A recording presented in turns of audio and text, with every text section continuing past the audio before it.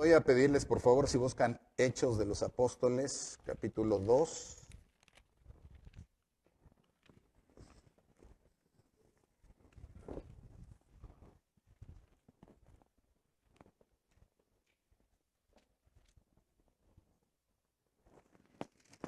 Y el Señor va a estar trayéndonos su palabra a través de su Santa Escritura en el verso 22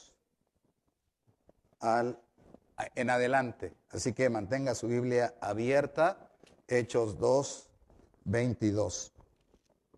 Pero présteme su atención para que podamos introducirnos.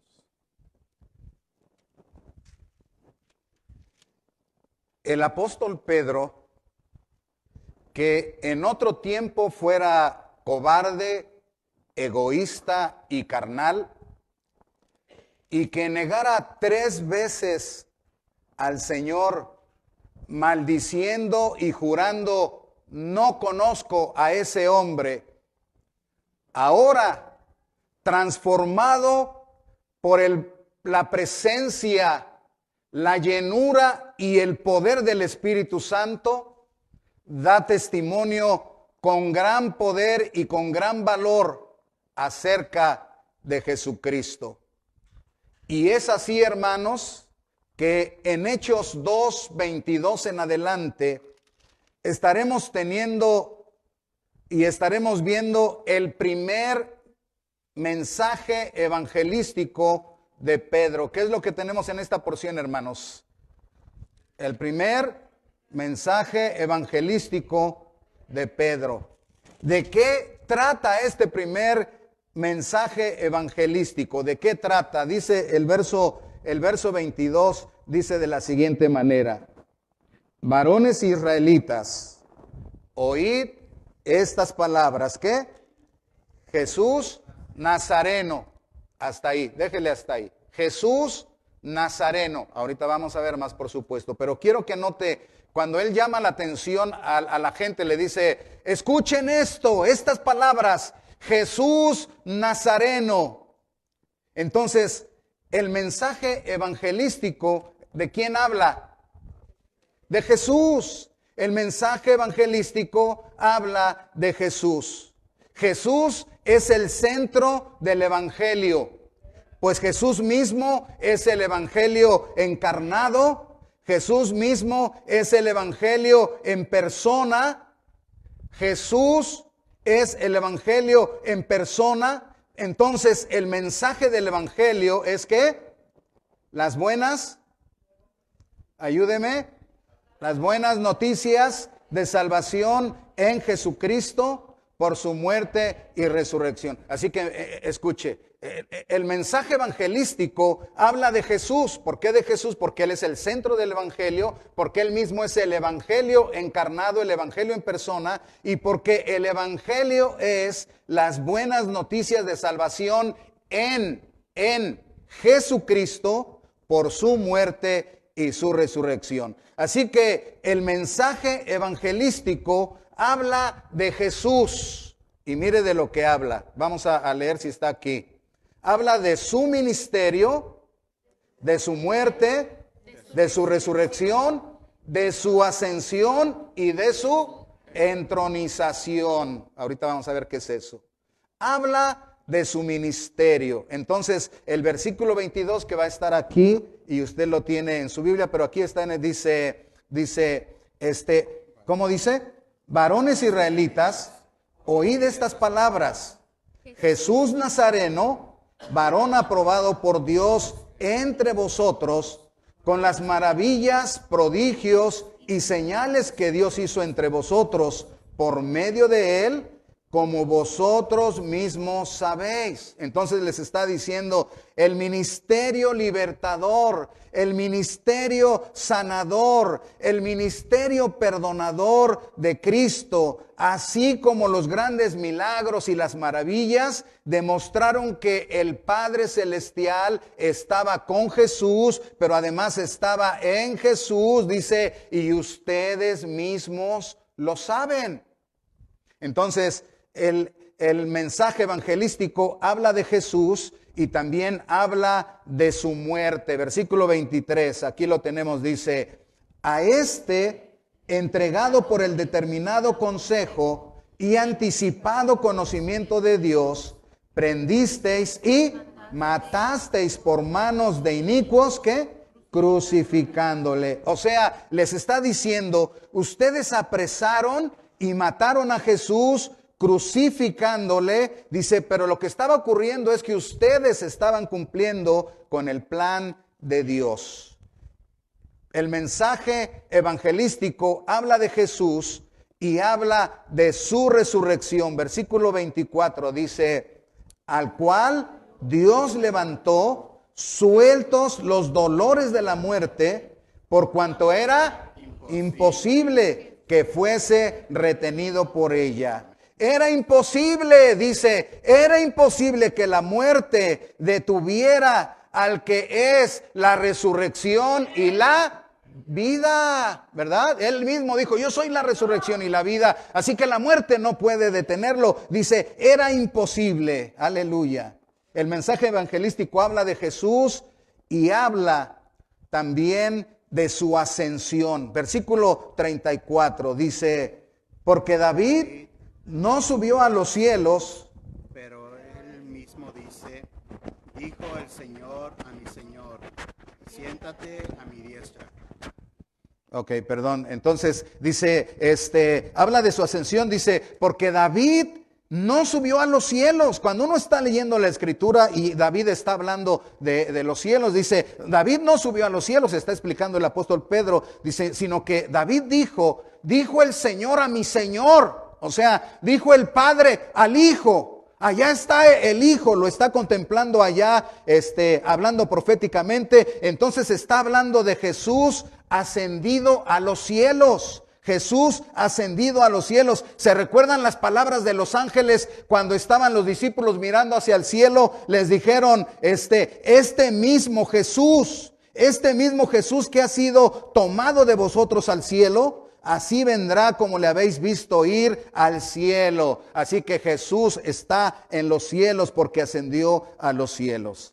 El mensaje evangelístico habla de Jesús y habla de su entronización. Entronización quiere decir poner en el trono. Poner en el trono. Versículos 34 y 35. Dice, ayúdeme a leerlo. ¿Cómo dice? Sí, léalo por favor. Porque David no subió a los cielos, pero él mismo dice, dijo el Señor a mi Señor, ¿qué? Siéntate a mi diestra, hasta que ponga a tus enemigos por estrado de tus pies. Entonces está hablando que Jesús es puesto en el trono como el Rey eterno, con toda la autoridad y todo el poder, porque de hecho Él es el Rey de reyes y Señor de señores, como está escrito en el último libro de la Biblia, que es el Apocalipsis. Dice que Él es el Rey de reyes y Señor de señores, y al terminar casi ya la Biblia en Apocalipsis 22:1 dice que ahí estaba el trono de Dios y del Cordero. Así que el verdadero evangelio habla de Jesús, porque Jesús es el evangelio en persona. Pero también habla de Jesús porque el evangelio es las buenas noticias de salvación en Jesucristo y por su muerte y resurrección. Bueno, vámonos al punto número 2. El mensaje evangelístico demuestra que Jesús es el Cristo. Diga, demuestra que Jesús es el Cristo. Jesús es el Cristo. Estamos hablando lo que el apóstol Pedro, lleno del Espíritu Santo, habló, su primer mensaje evangelístico. Y a través de nos va a enseñar qué es el mensaje evangelístico. Porque ahora el mensaje evangelístico es muchas cosas que no es el evangelio. Pero aquí lo estamos viendo en la Santa Escritura. Por eso el mensaje evangelístico demuestra que Jesús es el Cristo. ¿Sabe usted que el pueblo de Israel vivían esperando la venida del Mesías, la venida del Cristo? Ahora la palabra Mesías y Cristo significan ¿Qué significa Mesías y Cristo? Es lo mismo, Mesías, ya les dije la otra vez, Mesías es en hebreo, Cristo es en griego y lo que significa es el ungido. Ahora, el ungido de Dios, porque está diciendo que el mensaje evangelístico demuestra que Jesús, ese Jesús que ellos veían solamente como un ser humano, ese Jesús es el Mesías, ese Jesús es el Cristo, ese Jesús es el ungido de Dios, el ungido de Dios. Pero cuando hablamos del ungido de Dios, quiere decir que el ungido de Dios es la persona que Dios nombró y capacitó para ser, ayúdeme por favor, el gran y último profeta. A ver, repítalo. El gran y último profeta. Por eso si ahora se levanta alguien y dice, es que ese es el profeta de los últimos días, usted va a decir, no, mi profeta es Jesucristo. Y el ungido de Dios también es El eterno sumo sacerdote. ¿el qué? El Eterno. sumo sacerdote. Por eso la iglesia de Cristo no tiene sacerdotes. Preste atención. Y tercero es que el Rey eterno. Por eso la iglesia cristiana no tiene un líder absoluto que se sienta en una silla y manda a toda la iglesia. Eso no es posible. El que religión o grupo religioso que tiene a alguien así, le está queriendo robar el lugar al ungido de Dios, que es Jesucristo y que es el Rey eterno. Número 4. El Salvador del mundo. Entonces lo repetimos, el ungido de Dios es el gran y último profeta, el eterno sumo sacerdote, el Rey eterno, el Salvador del mundo, y ese es Jesucristo. Amén.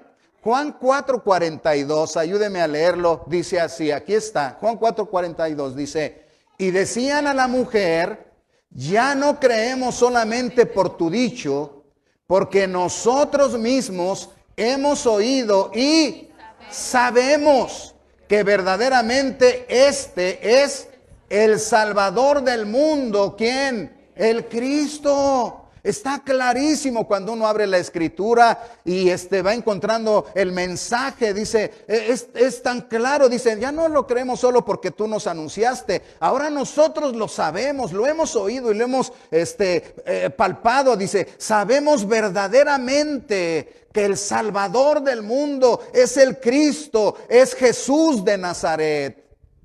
Entonces, el mensaje evangelístico demuestra que Jesús es el Cristo, el Salvador del mundo, por el testimonio de las Escrituras. Por el testimonio de las Escrituras. Bueno, mire, déjeme, aquí en esta parte, el apóstol Pedro presenta dos de las profecías del rey David. Vamos a leer verso 25, déjeme ver si lo tenemos por aquí. Sí, 25 al 28. Ya lo tenemos aquí en el proyector. Ayúdeme a leer. Dice que por boca de David, tu siervo, dijiste, ¿qué? No, estoy mal, permítame. Es que este aire me lleva las hojas cada vez. 25 dice, porque David dice de él, veía al Señor siempre delante de mí, porque está a mi diestra, no seré conmovido. Por lo cual mi corazón se alegró y se gozó mi lengua, y aún mi carne descansará en esperanza, porque no dejarás mi alma en el Hades, ni permitirás que tu santo vea corrupción. Me hiciste conocer los caminos de la vida, me llenarás de gozo con tu presencia. Gracias, hermano.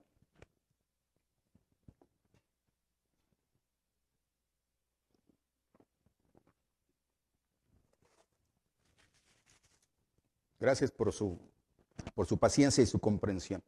Lo que está diciendo el apóstol Pedro en esta porción, lo que él está diciendo es lo que dijo David en el Salmo 16 del 8 al 11.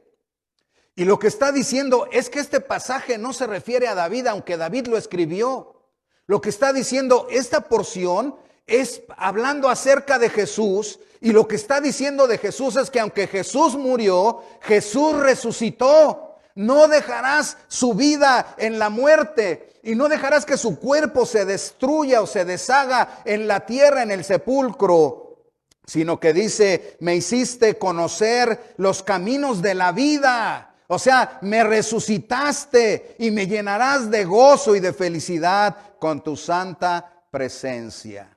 Bueno, está usando el testimonio de la Santa Escritura, las profecías del Antiguo Testamento, para demostrar que Jesús es el Cristo, el Salvador del mundo. Luego va a usar una segunda profecía que está en los versos 34 y 35. Aquí lo tenemos. Dice, porque David, ¿qué? No subió a los cielos, pero él mismo dice, dijo el Señor a mi Señor, siéntate a mi diestra hasta que ponga tus enemigos por estrado de tus pies. Otra vez está usando el Salmo 110, versículo 1, una declaración que en el Antiguo Testamento el salmista hizo y que en algún momento algunos pensaban que se refería a David, y lo que está diciendo el apóstol Pedro es, no, lo que ocurre es que él, como era profeta, estaba mirando ya en visión y por la revelación del Señor que un día el Mesías, el Cristo, el Salvador del mundo, el Rey eterno, un día iba a ascender a los cielos y se iba a sentar en el trono para reinar por los siglos de los siglos. Aleluya. Así que a través de estas porciones estaba demostrando que Jesús es el Cristo, el único Salvador del mundo. Pero hay un poco más, hermanos. El mensaje evangelístico demuestra que Jesús es el Cristo por su resurrección gloriosa. ¿Cómo dice ahí? Jesús es el Cristo por su resurrección gloriosa. Bueno, en los versos 29 al 32, ahí está, vamos a leerlo para que no nos gane el tiempo. 29 al 32 dice, varones hermanos, se os puede decir libremente del patriarca David, que murió y ¿qué? ¿Y qué pasó con él? Su sepulcro está con nosotros hasta el día de hoy. Pero siendo profeta y sabiendo que con juramento Dios le había jurado que de su descendencia en cuanto a la carne, ¿qué pasaría? ¿Levantaría a quién? Al Cristo, para que se sentase en su trono. Dice, viéndolo antes, habló de la resurrección de Cristo, que su alma no fue dejada en el sepulcro, en la muerte, ni su carne se descompuso, vio corrupción. Dice 32, a este Jesús resucitó Dios, de lo cual todos nosotros somos testigos. Así que la resurrección de Cristo comprueba que Él es el Mesías. La resurrección de Jesús comprueba que Él es el Mesías, el Salvador del mundo. Y entonces ya explicó, dice el apóstol Pedro está explicándole y dice, lo que David dijo no lo dijo de él mismo, sino que como era profeta, lo dijo acerca de Jesús el Cristo, que se sentaría, dice, en el trono celestial y reinaría para siempre. Y no solamente esto, pero dice que además, ya estando exaltado en la diestra del Padre, dice, habiendo recibido del Padre la promesa del Espíritu Santo, ha derramado esto que ustedes vieron. Recuérdense que esas personas están oyendo el Evangelio por la boca del apóstol Pedro, el día de Pentecostés.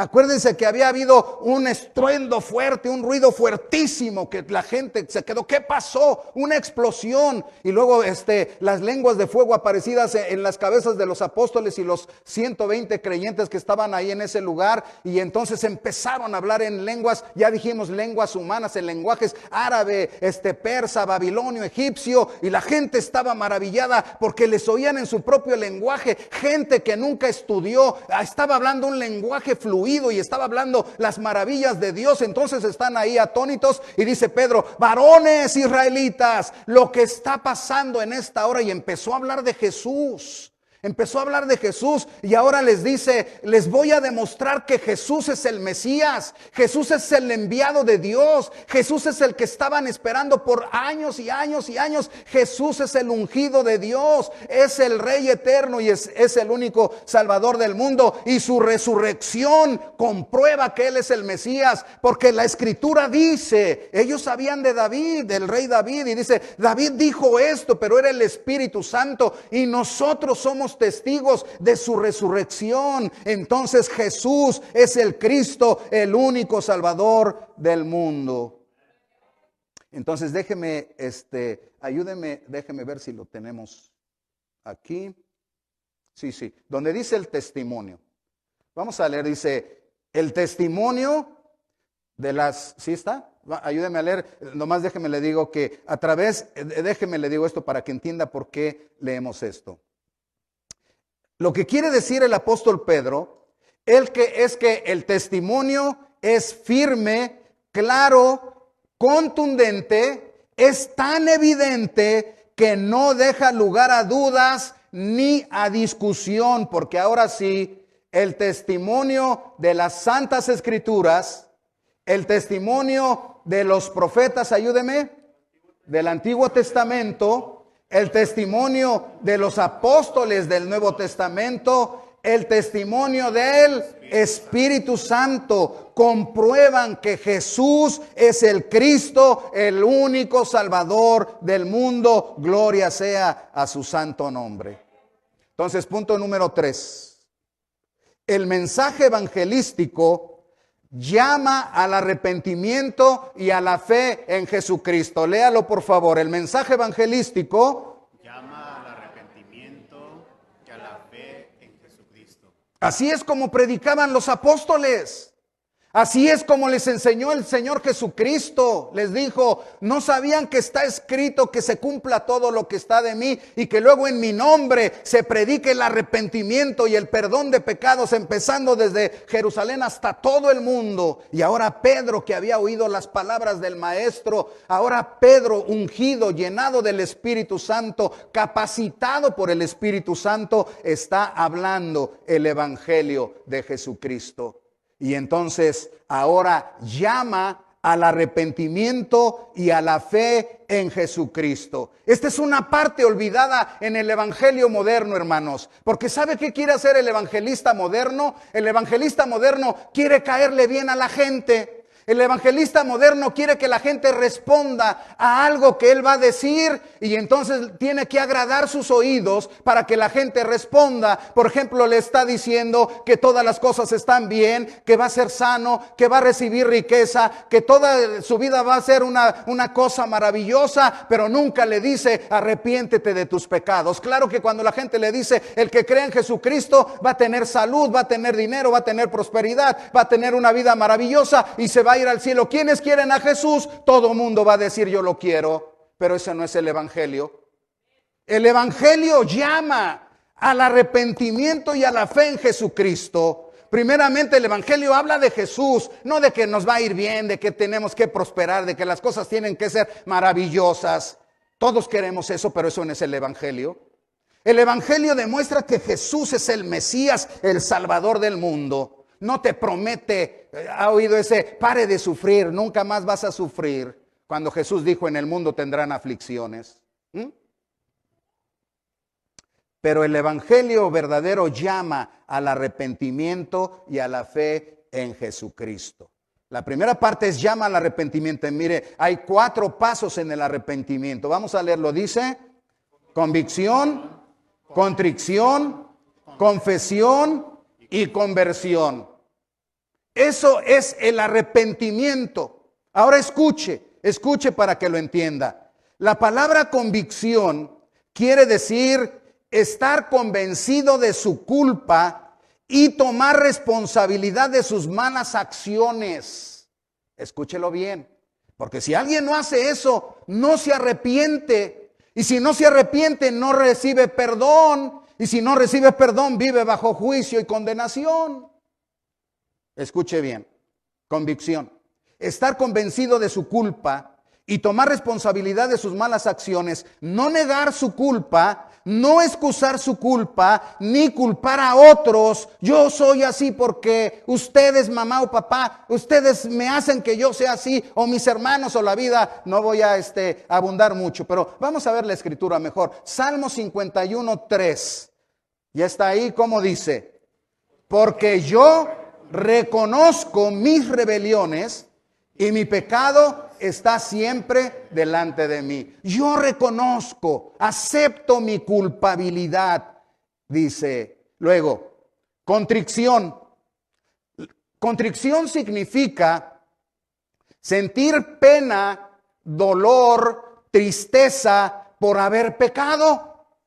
¿Ha oído usted a alguien que diga, oh, cuánto me duele que he fallado al Señor? Oh, cuánto me duele, papá y mamá, que he cometido este error, esta maldad. O lo que oímos es, no se metan en mi vida. O lo que oímos es, pues, todos lo hacen. O lo que oímos es, etcétera, etcétera. ¿Se da cuenta? Pero contrición significa sentir pena, dolor, tristeza por el pecado. Escuche, no porque me descubrieron. Yo me robé algo, nunca dije nada, pero el día que me descubren, ya, ahora sí es cuando digo, híjoles, estoy arrepentido. ¿Porque te descubrieron? ¿O porque puedes ir a la cárcel? Esa no es contrición. Contrición significa que una vez que hemos pecado, sentimos pena, dolor, tristeza por haber ofendido la santidad de Dios. Salmo 38:18. Ayúdeme a leer, dice, por tanto, confesaré mi maldad y... Me contristaré por mi pecado. A ver, repítalo, y... Me contristaré, sentiré tristeza por mi pecado. ¿Se acuerda del hijo pródigo? No regresó diciendo cuál es mi cuarto. Yo soy hijo y tengo derechos. Voy a regresar a la casa, pero no quiero que nadie se meta conmigo. Yo voy a tomar mi...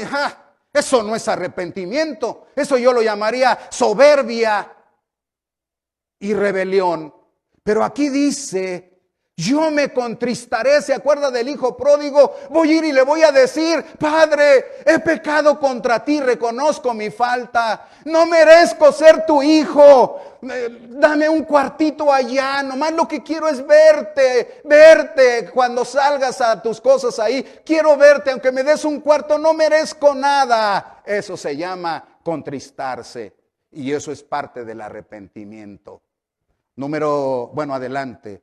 Confesión. Confesión significa declarar tu pecado, decir tu pecado, obvio, a Dios y pedirle perdón. Bueno, a menos que hayas pecado contra tus padres, hay que decir, papá, perdóname. Y ser bien claros, ¿por qué me pides perdón? Pues para que llevemos la fiesta en paz, hombre. No. Si no se trata que llevemos la fiesta en paz, has pecado. Y si has pecado, necesitas arrepentirte. Y si no te arrepientes, no hay perdón. Y si no hay perdón, estás bajo el juicio de Dios. Suena feo, hermanos. Pero muchos que han oído el evangelio están yendo al infierno porque no les invitaron a arrepentirse de corazón. Y sin arrepentimiento, no hay perdón de pecados. Entonces hay que confesar. Y luego pedir perdón, lo cual es difícil, ¿verdad? Pues aquí estoy, ¿no? Pero ya te arrepentiste. Pues sí, pues ¿qué más quieres que haga? O no estoy aquí. No, hay que decir, perdóname. La regué, me equivoqué, fallé en esto y en esto y en esto. Y por eso pido perdón. Vamos a leer Salmo 32:5. Dice, mi pecado, ¿qué?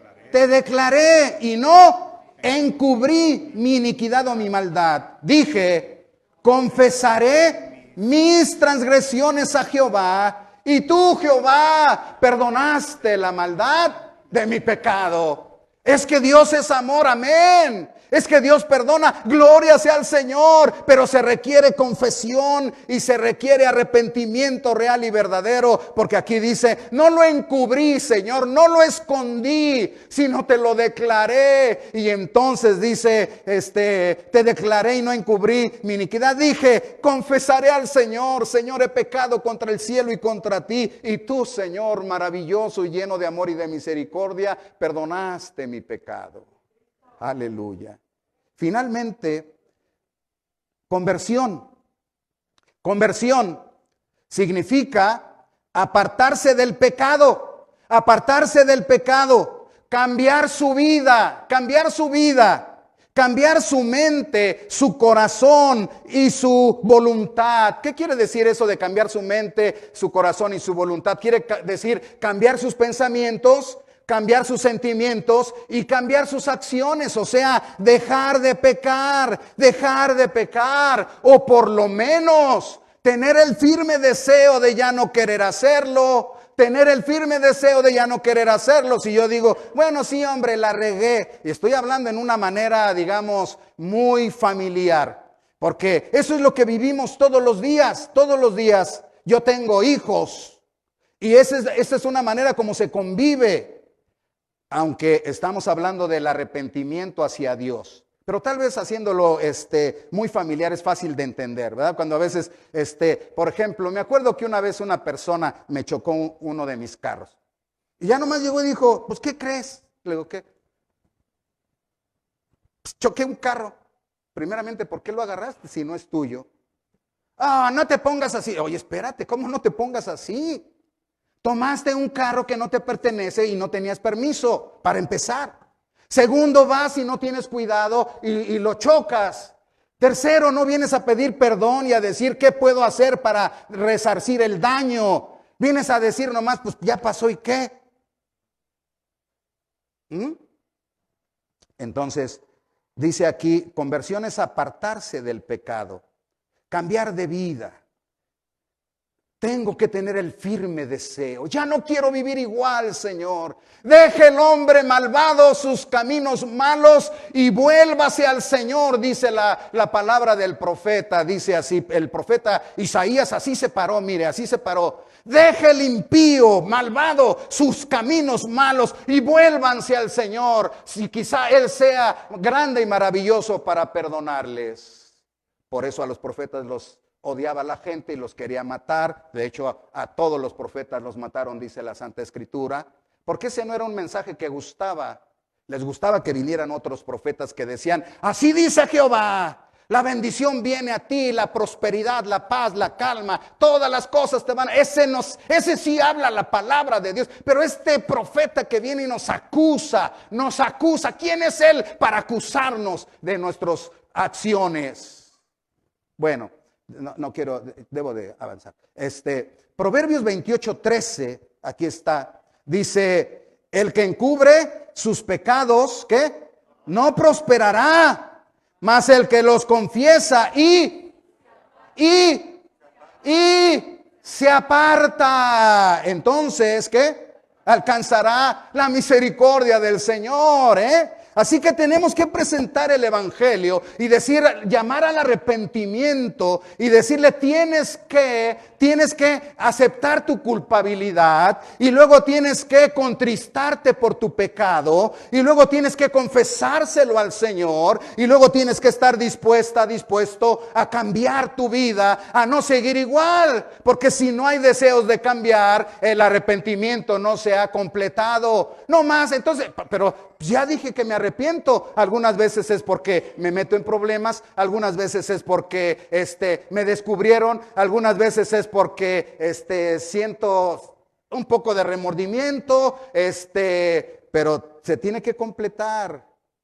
El paso final del arrepentimiento es el deseo de cambiar, apartarse del pecado, dejar de pecar. Deje el hombre impío, malvado, sus malas acciones. Vuélvase a Jehová, el cual es amplio en perdonar. Bueno, ¿cuál fue el pecado de los judíos? ¿Cuál fue el pecado de los judíos? En el verso 36 dice, así sí lo tenemos ahí, dice, sepa pues ciertísimamente toda la casa de Israel, que a este Jesús, a quien vosotros crucificasteis. O sea, los está confrontando con su pecado. Les está diciendo, ustedes aprendieron a Jesús injustamente. Ustedes se lo entregaron a los romanos impíos injustamente. Ustedes lo llevaron a la cruz. Ustedes lo mataron y saben, han matado al Hijo de Dios, al Mesías, al Salvador del mundo. Ese es su pecado. Les confronta, porque ahí lo dice, ¿no? Ya lo había dicho en el verso 23, ya había dicho antes eso, pero ahora en el verso 36 los encara y les dice, ese es su pecado. Entonces, les ordena. Mire cómo ellos reaccionaron. Vamos a ver, 37 y 38, aquí está, 37 y 38, dice, al oír esto, ¿qué? Se compungieron de corazón y dijeron a Pedro y a los otros apóstoles, varones hermanos, ¿qué haremos? No dijeron, bueno, acabemos de leer. Pedro les dijo, ¿qué? Arrepentíos y bautícese cada uno de vosotros en el nombre de Jesucristo para perdón de los pecados y recibiréis el don del Espíritu Santo. Vean lo que ocurre, dice, los confronta con su pecado, entonces ellos reaccionan y dicen, se compungieron, o sea, se entristecieron de corazón. ¿Cómo es posible que nosotros que esperábamos al Mesías lo matamos? ¿Cómo es posible, varones hermanos, qué haremos? Y él les dice, arrepiéntanse, arrepiéntanse, arrepiéntanse y luego bautícense en el nombre del que ustedes mataron. Por eso dice, sabe que unas personas dicen, ya ven, hay que bautizarnos solamente en el nombre de Cristo porque aquí dice. Es que están leyendo una parte sin leer el contexto. El Señor dijo a sus discípulos que fueran y hicieran discípulos, bautizaran en el nombre del Padre, del Hijo y del Espíritu Santo, ¿verdad? Muy claro. Y aquí, pero aquí dice que solo, no dice el Padre, no, pero entienda por qué. Porque lo que Pedro les ha dicho es, ustedes mataron a Jesús Nazareno y Jesús Nazareno es el Mesías, es el Cristo, es el Salvador del mundo. A él ustedes lo mataron. ¿Qué haremos? Arrepiéntanse y como muestra de un verdadero arrepentimiento se van a bautizar en el nombre de Jesús. O sea, van a aceptar a Cristo como Señor, van a aceptar a Cristo como Salvador, van a aceptar a Cristo como el Mesías y se van a bautizar en su nombre como señal de que se arrepienten de haberlo matado. Y entonces lo que va a ocurrir es que el Señor va a perdonar sus pecados y no solamente les va a perdonar sus pecados, sino que les va a enviar el Espíritu Santo Consolador, que es la promesa del Padre. Bendito sea el Señor, aleluya. El verdadero evangelio llama a la fe en Jesucristo. Tienes que creer que Jesús es el Cristo. Me acuerdo una vez, ya saben que el Señor me permitió escribir un folletito precisamente de quién es Jesús. Jesús es el Cristo. Jesús es el sumo sacerdote, etcétera, etcétera. Ya ustedes lo han visto ese, ¿quién es Jesús? Y me acuerdo que una vez un pastor se lo mostré y lo leyó así como leen los que, pues nomás leen como las partes, los puntos, y después lo cerró y dijo, pues yo no sé por qué tenemos que decirle a la gente que Jesús es el sumo sacerdote. Eso me parece. Jesús es el Cristo, es el mensaje de los apóstoles, es el mensaje de los apóstoles. Entonces, hay que llamar a la fe en Jesucristo. No a una vida mejor, no a una vida, te va a ir bien, las cosas vas, ¿qué problemas tiene? Las cosas van a cambiar. No, a eso no se llama a la gente. A la gente hay que llamarle, primero al arrepentimiento y dos, a creer en Jesucristo. O sea, ¿crees que Jesús, el Hijo de María, por la obra del Espíritu Santo, crees que ese Jesús es Dios Hijo encarnado? ¿Crees que ese Jesús es el ungido de Dios, el gran y último profeta, el sumo sacerdote eterno, el Rey eterno y el único Salvador del mundo? ¿Lo crees de corazón? ¿Lo crees? Y si lo crees, alguien puede decir, sí, yo lo creo. Entonces entrégate a Él. entonces entrégate a Él. Es lo que dijo Pedro. Si lo crees, porque sabes que a veces, algunas veces la gente dice, pues es de qué se trata. Yo creo en Dios, yo creo en Cristo, hombre, ¿de qué? No, no crees. Si creyeras que Jesús es el Cristo, el Hijo de Dios, el único Salvador del mundo, entonces vendrías arrepentido y le dirías, perdona todos mis pecados y lávame y límpiame por tu muerte y tu resurrección, perdóname y dame vida eterna. Y cuando el Señor te dijera, porque tú le estás confesando, te lo doy el perdón de los pecados, tú le vas a decir, aquí está mi vida, Señor, aquí está mi vida, te la entrego, la pongo a tus pies, arrepiéntanse y bautícense. Es lo que quiere decir. Crean en Jesucristo como el único Salvador, pero no solamente es mi Salvador, me lleva al cielo, ahora le entrego mi vida, por eso me bautizo y le entrego mi vida. ¿Alguien puede decir gloria a Cristo? Ese es el verdadero evangelio que llama, que ordena que se arrepienta. Por allá después vamos a entrar más en Hechos de los Apóstoles. Así dijeron los apóstoles, el Señor ordena que se arrepientan y la gente se enoja. Yo no quiero ir de esto, te estás perdiendo. No creas que Dios pierde, no creas que Dios pierde. El que pierde eres tú. Cuando estés en la condenación y digas, un día me llamaron a que me arrepintiera y no quise aceptar la oportunidad de salvación y de vida eterna, porque al fin de cuentas nadie merecemos nada de Dios, pero Dios en su gracia y en su favor nos lo ofrece gratuitamente y nos dice entonces que vengamos a Cristo. Y cuando le rechazamos a Cristo, Dios no pierde, aleluya, jamás pierde el Señor. Toda la gloria por millones y millones de ángeles que le rinden gloria y honor y honra por los siglos de los siglos. Él no pierde nada. Los que perdemos somos nosotros si nos rebelamos a su grande amor. Dios nos llama al arrepentimiento y a la fe en este Cristo que está vivo y resucitado, hermanos. ¿Cuántos dan gloria a Cristo?